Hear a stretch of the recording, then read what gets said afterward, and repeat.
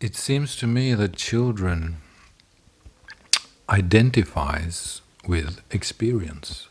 Children identify with experience in itself.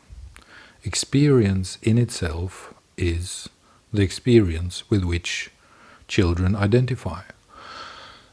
And because reactions and emotions are also experiences, and especially to the child, they also identify with emotions or identify with the state that the emotion puts them in, because the state that the emotion puts them in is an experience with which one identifies, because that's the source of knowledge. It's the source of data in a way for the brain. I mean, the experience in itself is the source of data. So they identify with that, or you identify with that as a child. And I think this is important because as adults we don't identify with experience. We identify with thoughts or with ideas or with abstractions of experience. We separate ourselves a little bit from experience when it comes to identification, because we identify with the story. We identify with the narrative that we have created. Or, I mean, the narrative that is a result of our experiences. That is the narrative with which, or that is the story with which the adult identifies. So, in many ways, you can say that the adult identifies with thought. Adults identifies with abstractions. We make a movie, we create a story, we create a narrative, and that's a source of data for the brain, or that's the source of data for that in us which experiences. So there's a difference between how the brain works for children and for adults. Children up until the age of 6 or 7 are said to be in a constant chronic state of hypnosis, because we just download the world as it is, and we download our own experience. And it's exactly this point, the fact that we download our own experience into our brain system, into our nervous system. This is the reason why trauma is hard to heal. And that's why trauma affects us deeply, and that's why trauma sits in the nervous system. Trauma places itself within the nervous system because of this feature of the way that we react. We identify with experience, or we identify with what we download as our experience. And if that experience is traumatic, then that trauma becomes deeply embedded in us, because we identify with that experience in a way, or we relate to it in a much deeper way neurologically than what an adult does, because the adult has a traumatic experience and they try to see that as an experience, different from what they are, different from the identity, different from the person. So when we're adults, we separate ourselves in a way from experience, but that doesn't mean that, of course, experience is traumatizing. I mean, PTSD and trauma from war or car accidents, or can be from anything, interpersonal relationships, anything. It's possible to get a trauma from everything. It's possible to get traumatized by every experience that you download deeply into your nervous system, because you have no way of processing it. Your nervous system sets itself in a state of fight, flight, or freeze response to the experience, because it's too heavy to handle, too much to handle, and it just goes deeply into the nervous system. And this is why childhood and upbringing must have some trauma. I mean, for children it's practically impossible to grow up without trauma. If you have good parents, then you are cared for while experiencing trauma. If you don't have good parents, then you have no unity, you have no connection, you have no oneness, you have no connection with your parents. So you're left alone with your trauma, and that's why trauma becomes really traumatic for children who has dysfunctional parents, or who doesn't have parents at all. So kids or children who has good parents, they can go somewhere with their trauma and they can experience connection and union with their parents. They can come with their emotion, they can come with their confusion, they can come with their shock, they can come with their experience to their parents. But children who doesn't have functional parents, children who doesn't have access to caregivers who understand what children are, children who doesn't have access to communion, to union, to connection with caregivers, they are left alone with their trauma in a way. And that's why it's so painful and so hard and so confusing.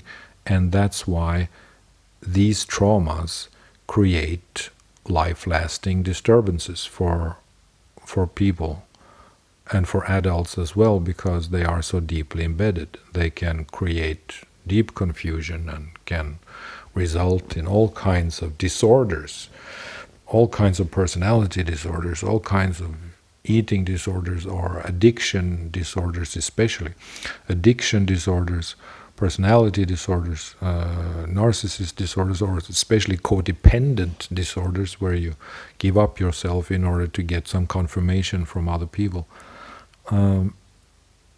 So the importance of good parents is, of course, that's just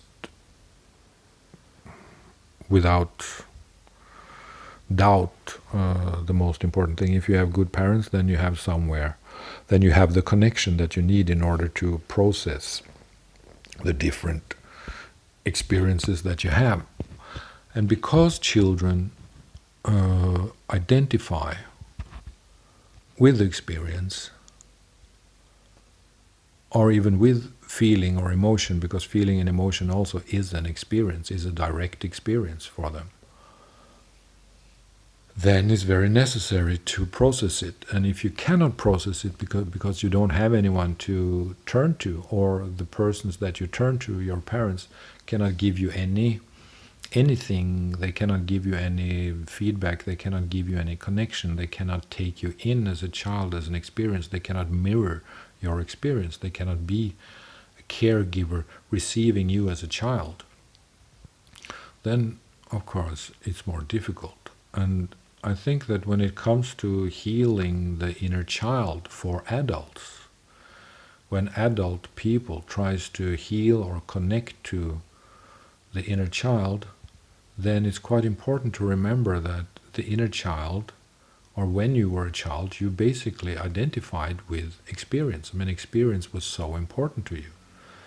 So if you want to connect to the inner child, then you have to allow yourself the freedom to be pure emotion, because that's what the child was. And sometimes the adult is not. We don't live like that. We don't have access to pure emotion because we filter it through cognitive framework. We filter it through the narrative of ourselves, or the narrative of our life situation. We filter it through many things.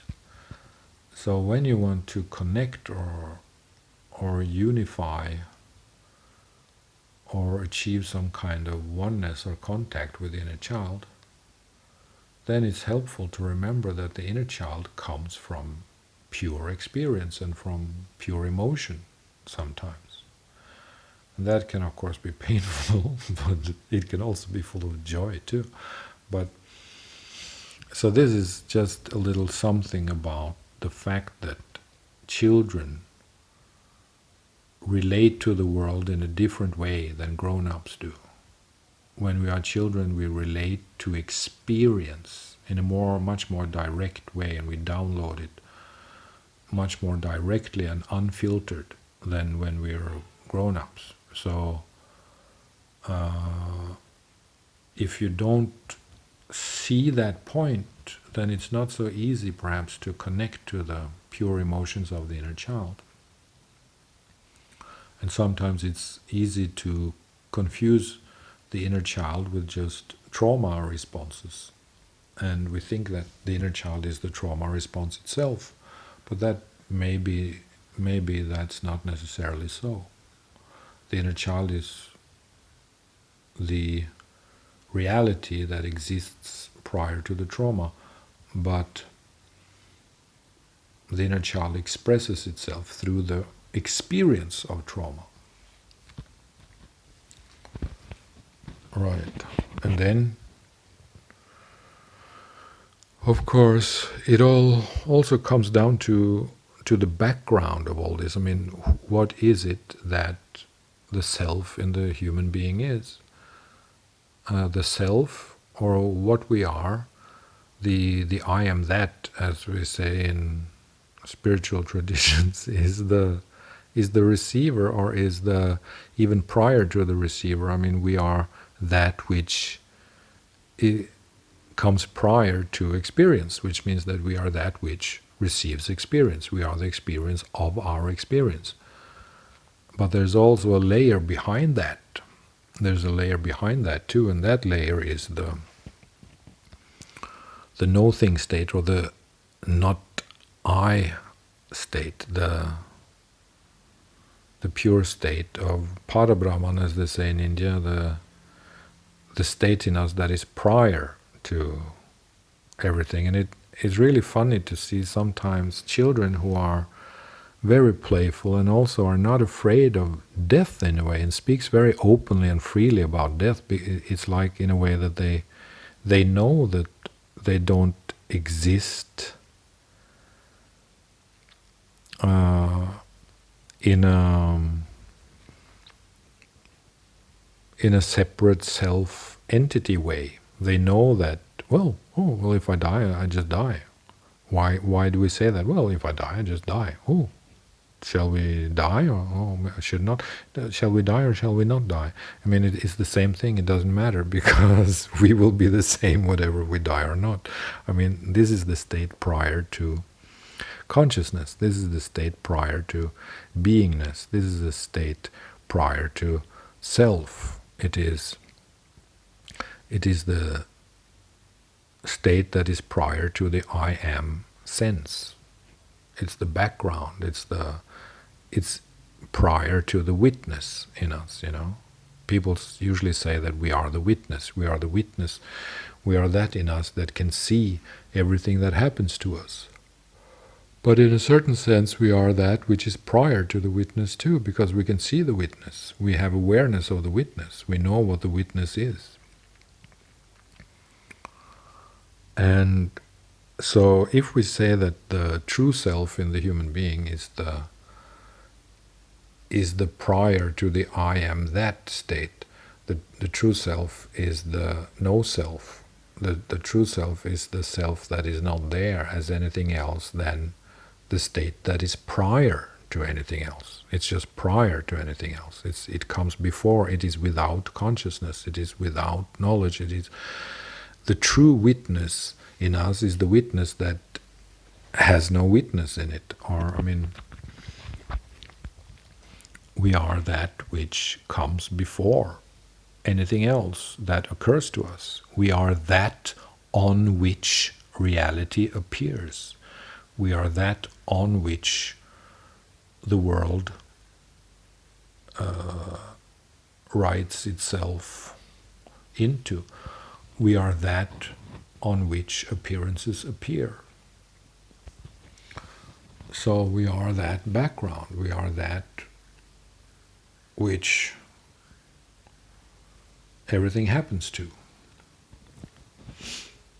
And from that tree, from that core, there are two roads, there are two ways leading out of that essence. And those two roads are the road of the child, which means identifying or relating to experience in a direct way.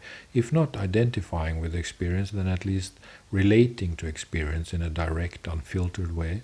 And the other way is the cognitive way. The other road is the way of thought, is the way of abstraction, is the road of narratives. So these two, I am that on which the world appears. I am that on which everything appears to appear. I am that on which everything appears. And from that state, from that being state, from that state, there goes two roads. One road is the road of the child, one road is the road of the adult. The road of the child is the road of experience. That is the road of relating directly, unfiltered, to experience, to emotions, because emotions are experience as well. And the other road is the road of the adult, and the road of the adult is the road of thinking. It's the road of thought, it's the road of narratives, it's the road of stories, it's the road of interpretation. It's the road of interpretation, and especially the road of projection. Because that's what adults do, we project. The adult is a projection machine. We could say that the child is an experience apparatus. The child is an experience instrument, is an instrument of experience, an apparatus of experience. And the adult is a machine of projections. The adult is a projection machine. We produce projection. As adults, we produce projections. So it's actually two different parts of the brain. The child brain and the adult brain. I mean, there are really two ways of brain activity. The child way and the adult way, they are really, really different. So this was just to clarify something that I think is important when it comes to understanding children as they are, and also understanding adults as they are, and why it is, first of all, why it's so difficult to be a child, and why it's so painful sometimes, and why it can be so lonely to be a child with experience as the source of data, as the source of the world. And for the adult, the experience is no longer the only, the singular source of data. For the adult, the world is no longer the only singular source of the world, because the brain is the source of the world for the adult, because we are the projection machine, we are the interpretation machine and the imagination machine.